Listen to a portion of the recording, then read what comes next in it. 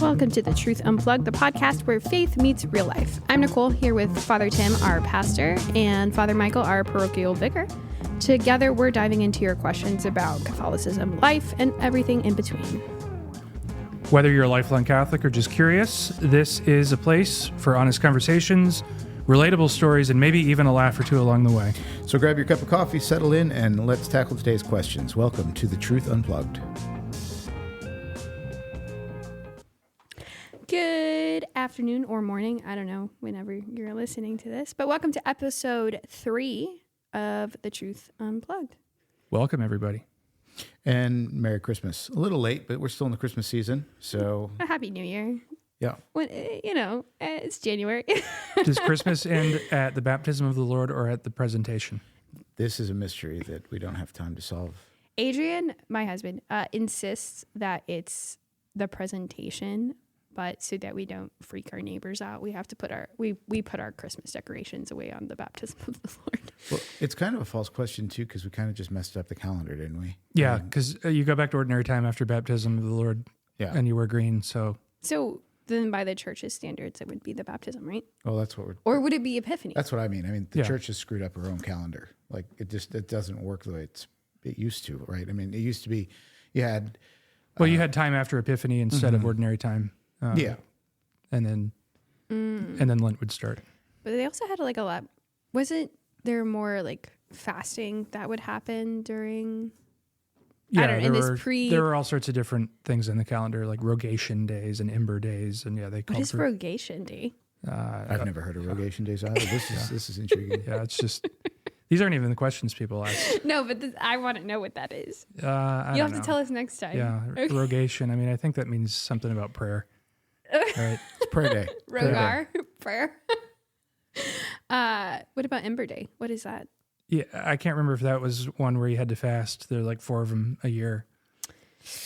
All right. In some ways, the new calendar is simplified. In other ways, it's a little bit more confusing. Well, because we're trying to hang on to these traditions that don't make sense anymore when the calendar, when you don't require certain feast days and you don't have octaves like you used to have, and you don't have like when the calendar used to be so cleverly devised and so well put together that it was one hand in another, handing off one feast to the next. And now traditions came out of that. And so now we still have these traditions, but we don't know why, because the calendar doesn't reflect them anymore.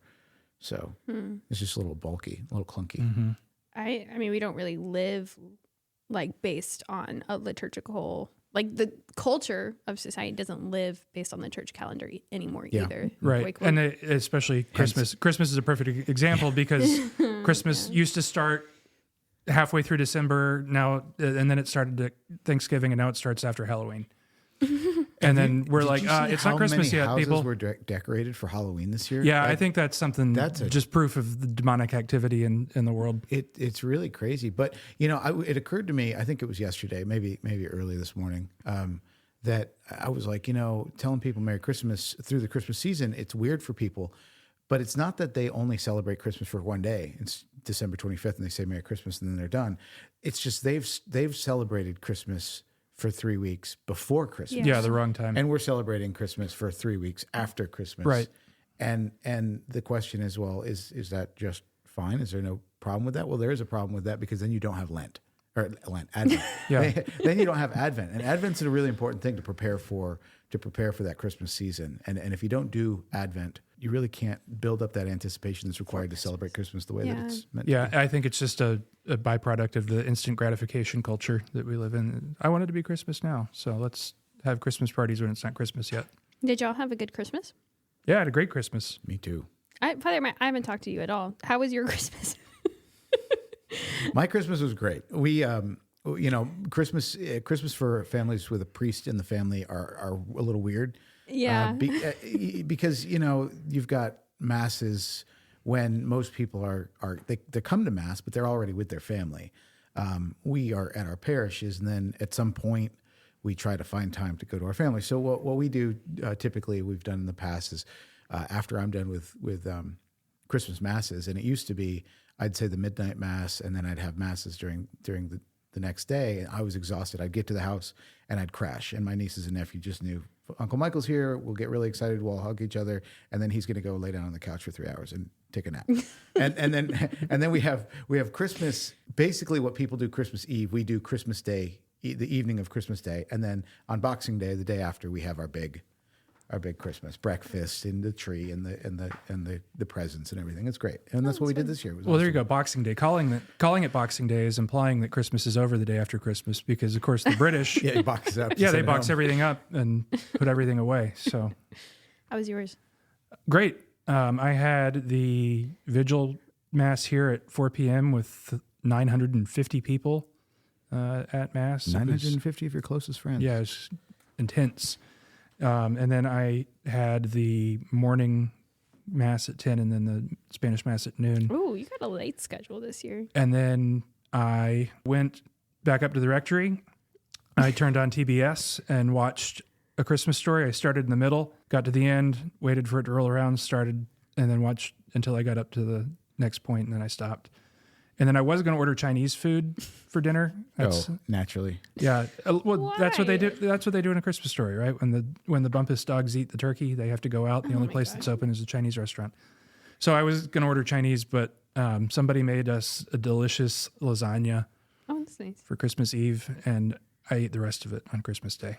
I learned this year that Christmas lasagna is a thing, so we also did that at my house. Yeah, the Italians like to make lasagna for Christmas. That's what my brother did for his family's Christmas. I think Christmas dinner. should be beef of some sort, prime rib. That's a lot of cooking. So today we are going to chat a little bit, or the main theme of today's episode is going to be a New Year's Eve or a New Year's question of sorts. But first, I wanted to know what y'all thought about this winter storm that we're apparently having this Friday. At the time we're recording this, I don't know when this is getting aired, but the time we're recording this, it hasn't happened yet. 2 weeks. I'm always disappointed in the Weather Channel's reporting of potential catastrophic weather because we never get it. It says 8 inches of snow. No, look, I'm going to look at the Weather Channel app right now. Says possibly like half an inch to an inch in the Atlanta area, which means Atlanta's not going to get anything.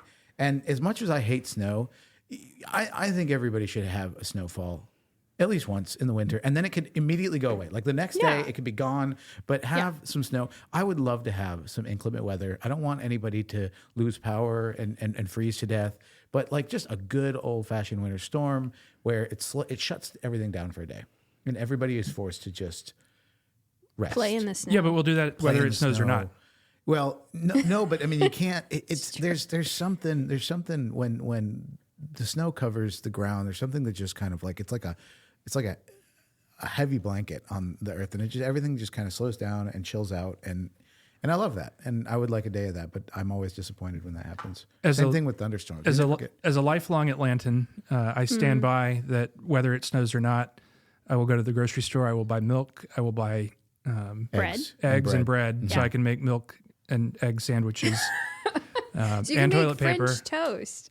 That's what you make with those 3 ingredients. Oh, I don't know if you've ever thought of that. The only French food that I like are French fries. Why is that a winter storm thing then to French toast? Like, long story short, You would love some snow. I would love some radically inclement weather for a day, and then back to normal. Okay.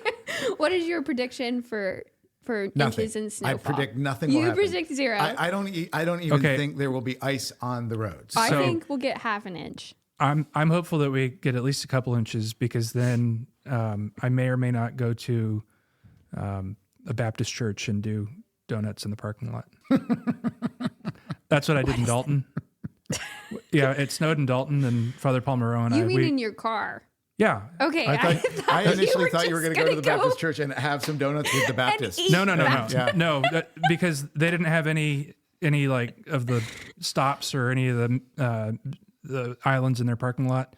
Okay. So it snowed, and Father Palmero and I were like, "Hey, let's go do donuts in their parking lot." And to any law enforcement that's listening, it's Moreau spelt Nadolski. Okay. Just a little ecumenism.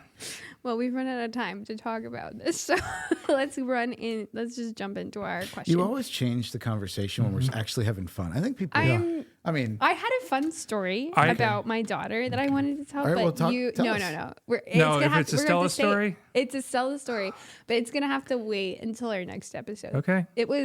But anyway, our main question for today is: what are you resolving to do for the new year? Yeah, I don't Do really you believe? No, I feel I don't. like you guys don't One, believe I don't in do New this. Year's resolutions. I think we should always be trying to better ourselves and make ourselves holier.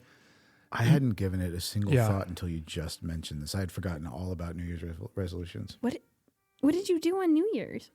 I said mass. Oh, I guess you said mass Yeah. at 11:58 p.m. We said lots of masses on. I celebrate the New Year by worshiping God, not myself. I mean, it's like, obviously, that sounded a little. Sounds a little pretentious. But I mean, let's just call it what it is. I mean, I didn't spend time thinking about how I'm going to improve myself necessarily. I was like, what am I going to do to worship the Lord on New Year's? And a lot of other people thought that too, and it was great. And I don't know. I think there are so many. I think every moment's an opportunity to make a resolution to say, right now I'm going to change, and work on that. That I don't know. I think it's just phony. And I guess back to the idea of the calendar, with the secularization of the calendar, people want us. Okay, well, let's use this as an excuse to, make the new me. I'm going to get out of bed early. I'm going to work out. I'm going to do this. And most people's New Year's resolutions fail. It's much better that we just continually work toward growing in holiness, growing in virtue, surrounding ourselves with people that want to do the same, rather than just, okay, everybody at the beginning of the new year, this is the thing that we do. And there's nothing magical about the New Year's that actually gives you power to make these changes. That power comes from discipline. And that discipline has to be cultivated. I feel like there's a cultural thing happening where it feels like a good time to restart. It's a cultural thing. It's a big joke. Everybody makes a resolution and then quits. Yeah, it's 5 to 20 days in. Yeah, it's maybe a secular attempt to improve oneself, to grow in virtue, because they don't have the world doesn't have religion. Yeah. So but religious people do it too. I mean, it's not like it's a bad thing to do, to make a New Year's resolution, especially if you actually keep with it. It's just a non-thing. But yeah, I don't do New Year's resolutions. Thanks for bringing that up, Nicole. Oh, well. When Lent comes along, though. But I mean, now we know. So do you... Well, see, that's where you make resolutions, right? You make resolutions in Lent. Yeah. Liturgically, shouldn't you make them in Advent? And at the beginning of Advent. I did think about that this year, though. I was like, it's a new year. That's when I thought to myself, it's a new year. I want to do blah, blah, blah. So I guess actually I did make a New Year's resolution. It just was... It was in the Advent. church New Year. Yeah. What did you resolve to do? To be better. To be better. Adrian and I, every New Year's, take it as an opportunity to look at our goals for the year, whether they're spiritual, family, or personal. And normally it relates to this is how we want to grow in prayer this year, or this is we want to go on spend this time cultivating our family life, or we want to read X amount of books this year. But yeah, and that's not a bad thing. You're using this secular opportunity to do something, to strive to do something good in your lives, which is fine. Well, yeah, and if it gives you, some people schedule their lives right around the fiscal calendar, ending in the summer, because that's when the bulk of their life is affected. If they're an accountant or whatever. So I mean, it's not a question of when you sit down and you make these decisions or these resolutions. It's more about why you're making the resolution, and if it's just a cultural, if it's a cultural fortune cookie, where it's, New Year's, I'm going to make my resolution, and then wink, wink, nudge, nudge, I'm not going to keep it. Well, that's not helpful, But if any day comes around and you think to yourself, I'm going to resolve to do X, Y, or Z because it's honoring God, or it's going to honor my family, or it's going to make me better, then great, more power to you. Doesn't matter what day that happens on. But for the record, Father Tim and Father Michael are not making any resolutions. I'm constantly making resolutions. And breaking them. Yeah. How's that gym membership going? I canceled that a year ago. I'm still hanging on. My trainer was standing there at the desk. He's like, "Oh, hey, good to see you again. You coming back?" I was like, "Nope, too expensive. Too expensive. You're canceled." It's not too expensive. Well, the training. It's $9.99 a month. You think I had the basic plan? It was $19.99. You really... The problem was that I would only go and work out with the trainer, but it was so expensive Yeah. to pay a trainer that it just. Is it because you wanted the accountability? Like, I feel like it's way easier to work out by yourself. No, I needed someone to tell me exactly what to do and to like pick up the weight and bring it to me and say, do this. And then I would do it. You could work out with Father Michael. I'll tell you what, man. No. If you have the money, because it's expensive. I tried it. I did it for like a month. It was awesome. And I'm not plugging a product, but just my experience of it. Orange Theory Fitness. Oh, you liked that? I loved it. I thought it was horrible. No, it was great. You show up. There's three areas you go to. You rotate over the course of an hour, and they just blast you for an hour. And you don't have to think about anything. You get on the treadmill. They say run faster. You run faster. It sounds horrible. Then they say run slower, and you run slower. It is terrible. Yeah. No, and then you get on the rower, and they're like row faster, row faster, row faster. And I thrive on that. It was great, but it was so expensive. And then the times that the trainers took breaks during the day were the times that I had free in my pre-schedule. You didn't want to get up for the 5 a.m. class? Those are packed. Oh. I have no interest in that anyways. But like for me, the best time would be like at 10 o'clock or at 11 o'clock or whatever, or even better in the afternoon. But that's when they go take lunch and do that. So they didn't have any classes. So I'm paying all this money and I got these awkward times for me. But man, I'll tell you what, you want to talk about a great workout, awesome cardiovascular, your heart's racing, you're sweating, and you don't have to do much of thinking. You just do what you're told and you bang it out. And man, it was awesome. I think this is one of the most interesting things I've ever learned about you is that you like Orange Theory. It's intense. Why? Why does that? It's so many women in the class. I don't know. It's like a ladies thing. But here's the thing. No, it's and you're like all about chopping wood in the. I am about results and So you're saying the ends justify the means? Look, yeah, there are a lot of ladies there, but the thing is, with the great thing about Orange Theory workout, and I'll say this across the board for anybody, I wasn't doing it to bulk up or to get stronger. I was doing it for cardio and for endurance, and the weight section, it's wimpy and it doesn't work, and I think that's really why it's appealing to women because they don't have to strain real hard in the workout, and you can pace yourself because they're not telling you have to run 8 miles per hour. They're telling you run faster than what you were just walking, right? So anybody can interpret that however they want. And so for me, I just interpreted it my way and started sprinting. You know what is great cardio? Pickleball. You should play with me. Pickleball is for baby boomers. It's so fun.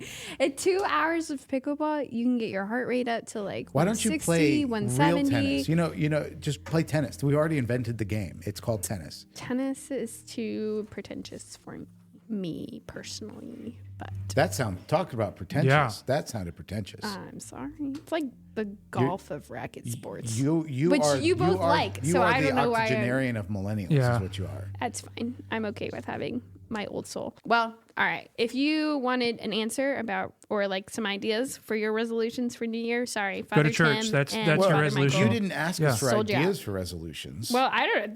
That was the question. No, the question was, did you make a resolution? And we answered that in the negative. Yeah, that's true. All right. Go to confession regularly and go to church. There you go. Maybe pray every day. I don't know. Up to you. Let's jump into some rapid fire, which these are never rapid fire. So I reduced the number of questions we're answering. They're kind of like this first one's got, Okay. So first question. After Holy Communion, when the tabernacle closes, I notice some people sit and some remain kneeling. What is proper procedure? There's not really a proper procedure because it's not really telling, the rubrics of the Mass aren't really telling the people that are attending Mass what they need to do, other than times to sit and stand and kneel. It comes down to like a piety thing. Some people will stay kneeling until the tabernacle door is closed. Some people will stay kneeling until the priest sits down. Some people will stay kneeling even after the priest sits down and until he says, "Let us pray." It's just kind of a piety thing. It's your personal time. Yeah. Really, though, it's because distribution of Holy Communion isn't really part of Mass. So there's no rubric. That's a bolt-on. Really? The people coming up to receive Holy Communion is like a bolt-on to the Mass. Yeah. Because you can receive communion anytime during the day. You could just show up. Don't do this, but you could show up and tell the priest, "Hey, man, I would like to receive communion," and you could do that. I probably would talk to the person if they did that. But Yeah, just say come to daily mass. That's when we do it. but the mass is everything up to the priest receiving communion and then the closing prayer, right? And then it's like, because people want to also receive Holy Communion at Mass, this is where we're going to stick it in, right? But the actual sacrifice of the Mass is all that other stuff, and then people receiving communion is them renewing the covenant, their covenantal relationship with the Lord, which is not the sacrifice. So does the rubric dictate any change in the posture of the people from No. kneel? No. It doesn't ever... You do what you want then. Yeah. So it's Sit, stand, not kneel. root to kneel or to sit. No. Okay. And tabernacle open, tabernacle closed, vessels still being purified, vessels already purified, priest sitting, priest hasn't got back yet. None of that means anything in terms of the person's posture in the pew. Yeah, just it's your time to pray in silence, to make an act of thanksgiving for the gift of the Eucharist, to commune with God. I know I personally kneel after, but that's because Adrian and I kind of do shifts through Mass with the kids. So it's like I didn't pay any attention during the consecration, most likely because I was trying to keep my children from running onto the altar or pulling each other's hair. So then I pray after I receive communion, just kneeling, because I'm like, okay, this is my chance to say, sorry, didn't pay a lot of attention here, but... Okay, next question. If you could create another feast day, what would it celebrate? Oh man, how's that? Oh man, I need to think about that. Yeah. I personally would bring back the Annunciation as a holy day of obligation. It is a holy day of obligation, isn't it? Not in the United States. Well, yeah, but we I only feel do like- like half religion in the United States anyway, so. I feel like it should be a holy So- day of obligation. What if you could create another feast day? What would it celebrate, though? That's Something So regarding that the already life is of a- Christ that or already whatever. is a feast day. I guess Yeah. that counts as a feast day. Jesus' invitation to have breakfast after the resurrection. Yeah. That's a good one. Come have breakfast. That And would we- be the feast day. We celebrate by having a great brunch. Yeah. Yeah, exactly. We'd have Mass and then we'd have a Would it breakfast have to be afterwards. like baked fish, though? Like what he was eating for breakfast? No, it would be That's whatever disgusting. whatever your culture understands a good breakfast to be, I think. So I would either go with like a British Isles breakfast, or like a good hearty hillbilly American breakfast. Eggs Benedict. Okay, you could again. I'm not pretentious. I'm Nicole. I'm not pretentious. Here, let me show you how to make a hollandaise sauce. While It's we really play easy. pickleball and croquette. Father Tim. Yeah, I was thinking more selfish. What? I don't know. Like, I'd make my birthday a feast day. Yeah. Yeah, I know. No, I like the breakfast one. Or maybe the arriving at the empty tomb, right? Where John Beats Peter. Yeah, where John beats Peter and then makes sure to write it in that it's like Peter was really old, so he couldn't run very fast. But me, the young one, I made it up the hill to the tomb first. I beat him there. Well, And that would be a good time to preach on like humility and respect for your elders and things like that. And then you could have a 3-legged race afterwards. Where you tie a young person to an old person and make him run. See who gets there first. Yeah, that's what I was thinking. Where Father Michael would have some old person tied to his leg, and he'd be dragging him across the. Come on, we're gonna win this race, no matter what. I'm Team Father Michael's feast day. I don't know. Come at breakfast. Okay, next question. If you could pick one way to unwind after a long day, what would it be? Sitting on the porch for me. So can I like invent this whole scene? It does say one way, not 5 ways. Okay, I would love to sit on a big low front porch of an old farmhouse in a rocking chair with the bugs chirping in the woods. Summertime. Yeah, summertime. June? I guess maybe not June. It's too hot. Too Well, hot. the bugs aren't out until June. with a cigar 'Kay. and a glass of whiskey. I think that would just be perfect. Spanish moss. Oh yeah, hanging. Of course, yeah. Great oak trees. Yep. Yeah. You've nailed it. Okay, so Savannah. So after a long day at the parish in Atlanta, I would like to unwind by finding myself in St. Augustine, Florida, with the Spanish moss and In the old way farmhouse. in the summer. Good grief. Father Tim? I like when it's kind of chilly like it is now to sit on my couch with a blanket, Oh, yeah. and then with usually Claire and Tony on my lap. That's nice. I would pick 2 hours of pickleball. No, I like to unwind with a walk personally, but walks are good. yeah, walk is nice in the cold, in the hot, whatever.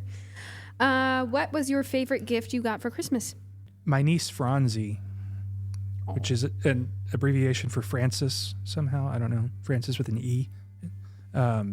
She made me a drawing of my cats and then made a frame out of like cardboard and saw brads. that. I was wondering where that came from. Okay. Yeah. And she even made the little stand thing on the back for it and put a little hanger piece on it. So I put it in my little study up at the rectory. Father Michael? You're not going to call me pretentious for saying I have a study? I was going to laugh at you for saying that because the only thing I do when I just play video games.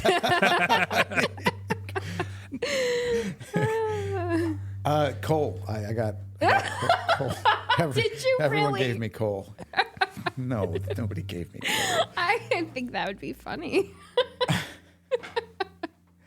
I got a lot of really good gifts. I'm trying to narrow it down. There was no like one big gift this year where I was just like, man, that nailed it. All right, well, I'll go while you think. Yeah, I'll keep thinking here. My brother got me a board game I didn't put this on any list. I didn't tell anybody I wanted it, but it's called Hues and Cues, and he saw it and just thought of me and got it. And I've been wanting this board game for the longest time, and he didn't know, but he just was like, I know you like colors, because you like pick a color on this 300 square board of different colors, and then you try to use words to describe the color to everybody else, and everyone tries to guess what color you're describing, and it was really fun. It's a great game. We played it.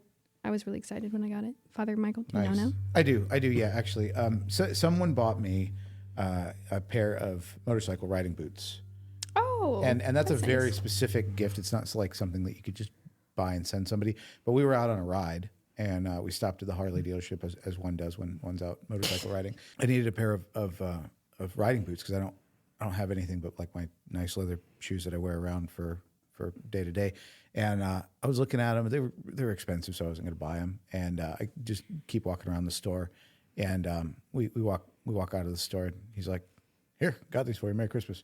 Aw, Yeah, so it was really nice. that's really sweet. Yeah, it was very nice. That's very thoughtful. Do you guys have a one thing? Oh, this is always hard for me because I don't really like new things. I like the things It could be like anything. It could be a recipe. It could be. Yeah, and I always forget that we're going to book. do this. my We do it every episode. my nieces brought 2 different games to Christmas. One was this like mafia game, but it was Hungarian or some Eastern Europe country of origin, but translated to English. It was kind of interesting. Do you know what it's called No, I so don't I can remember. link it? Okay. And then there was this other game that, what was it called? Where you had to draw a word. Like Draw a word. you were given a word and you had to draw a picture of the word. Are you and- describing Pictionary? No, it's not Pictionary because it's like telephone. Because then Oh, you Telestrations? Telestration. Is that what it was called? I think so. Oh, that's an intriguing. I saw a the really fun pictures you game. sent of that game. Yeah, That's intriguing. That was fun, especially because we were playing it from the age of however old Franzi is. I don't know. She's like 4 or 5. No, she's received her first communion, so She's probably 7. she's at least 8, I think. All the way up to my dad. And I don't know how old he is. He's You don't have to tell us how old your dad is. It's you fine. don't. yeah. So from boomer to 7. And Yeah. everybody had fun. Yeah, it was fun. We all had fun because everybody had little slightly different interpretations, and yeah, it was fun. Mine is also that board game I just referenced, so maybe this will just be a board game one. That you don't know. Hues what and it's called. Cues. That's the one I like. But it's not good if you're colorblind. Adrian hates this game because he can't see different shades of blue and purple. Oh, that would So be fun to play with and watch him get all frustrated. It is. Yeah. It's honestly a little funny. I feel a little bad because, I wouldn't. but it's fun. Father Michael. I think, something that I like to do this is odd because I like to do it to unwind at the end of the day, but is cooking. And it's something that, for our rectory is great because we both like to cook. But I would say for my one thing is like go online and find a recipe that you really like and learn how to make it and just cook it this week. Just do it. Just get it done. What was that recipe? No, I didn't do it. I'm saying my No, one what thing about for that? other- What about for that other soup people. you made? Oh, well, I did make Yeah. a tum kha gai soup, the Thai coconut chicken soup. Oh, Yeah, it was very good. When I found out my cholesterol was really high and I needed to change my diet so that I didn't have a heart attack and die. Yeah. I started like looking at lower calorie options for things, and this was one of them, and not calorie, lower cholesterol options, and I decided to make it. Well, for me, the third time was the charm. Okay. I badly screwed it up twice. Yeah. One was bad math, and the other was bad ingredients.